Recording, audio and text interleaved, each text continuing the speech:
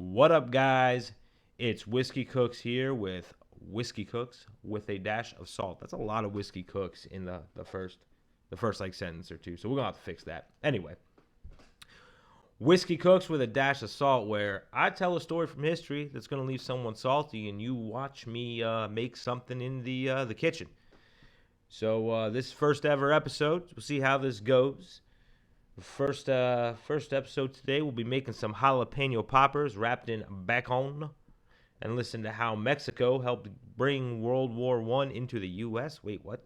No, how Mexico helped bring the U.S.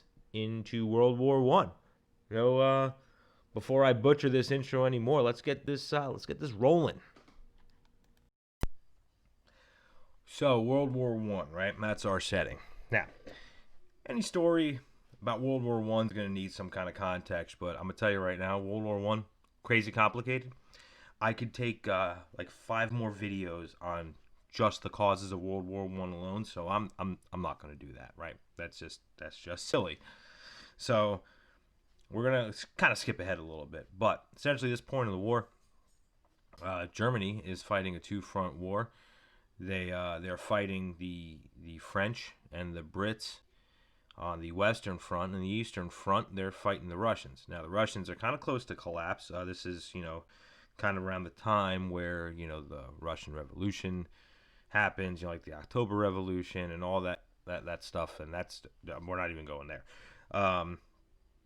But America is sending supplies to Europe, right, to the Western Front, trying to help the Brits and the French and everybody else who's kind of against the Germans right now. So Germany has an idea, which they've had for a few years. One, they're trying to promote the war.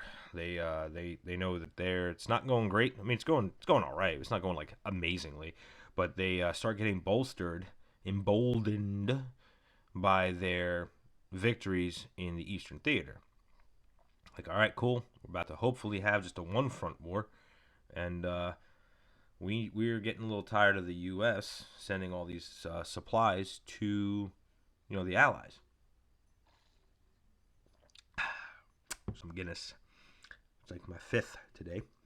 Um, so they'd been kind of edging Mexico on, like egging them on to kind of do something against the U.S.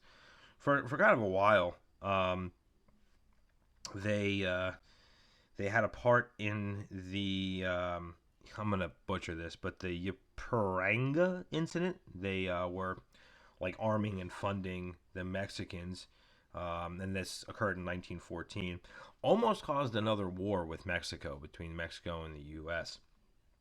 Bad news bears, right? But really cemented the neutrality of Mexico. They would allow Germany to operate financially, economically in their country, specifically Mexico City, for a long time, quarter of a century after like the Ypiranga incident. But it was also kind of ironic. They allowed them to operate there, and then like 20 years later, they declared war on Germany after U-boats sank some Mexican tankers. But that's like way in the future, right? I'm just kind of sidebarring. So Woodrow Wilson invades Veracruz in 1914, and then the Ypiranga incident, and things are a little like shaky. So Germany's like, I'm a poke the bear. I'm a do it. I'm gonna do it. So Zimmerman, which is, again, the Telegraph is named for Zimmerman, decides he's going to send a secret communication from the German Foreign Office in January of 1917. And what it's going to do is going to be like, hey, we don't want the U.S. helping. You don't like the U.S. Let's get together, and we'll give you financial support, right? We'll give you money. We'll continue advising you guys. Y'all operate offensively, start a war with the U.S., and we'll see kind of how this goes, right? So essentially, a military alliance, right, in the middle of a war. So what's going to end up happening? Well, we'll get there. We'll get there later. So the context, not the context, but what's actually contained in the telegram from Zimmerman to the German ambassador in Mexico, Heinrich von Eckard. I'm terrible with these names, so I know you're all going to butcher me in the comments for it. So he sends this telegram to the German ambassador in Mexico. Zimmerman's like, okay, soon Germany's going to go unrestricted submarine warfare. Anything in the Atlantic Ocean that's bound for Europe is going to get, torpedoed. So let's just do this with Mexico, and it'll kind of preemptively do this, right? Kind of preemptively get this alliance going. There was kind of like a tipping point. Only do this. Eckerd would only go to the Mexican government and offer the alliance if it looked like the U.S. was going to enter the war. So Mexico, so Mexico is going to receive this, right? They're going to be aware of this, and they're not in a great position themselves. They have some upheaval going. They're in a little bit of a civil war, right? They know that the U.S. has a way stronger military, way stronger. They're ready to go, right? They know that they probably wouldn't be able to invade and score victories in the U.S. On U.S. soil. And even if they did win, you're looking at places like Texas and New Mexico, Arizona, the southwestern United States. I mean, yeah, there are maybe some Mexican immigrants that are there, but I mean mostly English speaking people. It's gonna be the majority of it. So trying to quell rebellions, it's gonna be really difficult for them to not just win, but then be able to occupy and quell resistance. Mexico's not really believing that Germany will be able to financially support Mexico going to war. So there's that kind of all talk, all bark no bite kind of thing.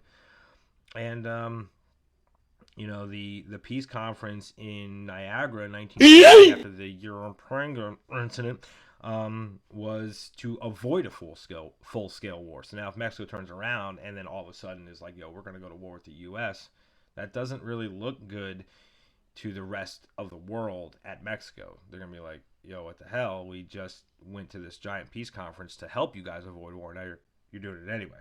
So that was Mexico's response to that. They're like, I don't know about that. What the Germans didn't count on was that the message was going to be intercepted. The direct telegraph cables to North America, the Western Hemisphere, essentially been cut by the Brits, right? Because of war things. So the U.S. was allowing limited use of their diplomatic telegraph diplomatic messaging service, right? They're like, hey, you can do it, but I don't know about that, right? You can do it, but we're gonna limit it. So Germany's like, okay, well, we have to send it to Mexico. We can't send it directly, so we're gonna send it through the U.S. Great idea, guys. And somehow Germany was able to talk the U.S. into letting them do it encoded. Because if they didn't do it encoded and the U.S. got it, they'd be like, oh, we can read this plain English, or I guess plain German, right? So they allowed them to encode it when it was sent from Germany to the U.S. Well, they didn't really count on the Brits. The Brits decoded it, and the Brits showed it to the Secretary of the United States Embassy in Britain, and once he was convinced that it was legit, he flipped out. He was livid. Nope.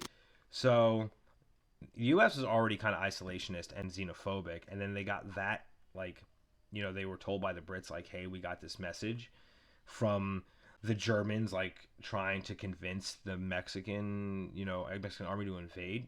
They were livid.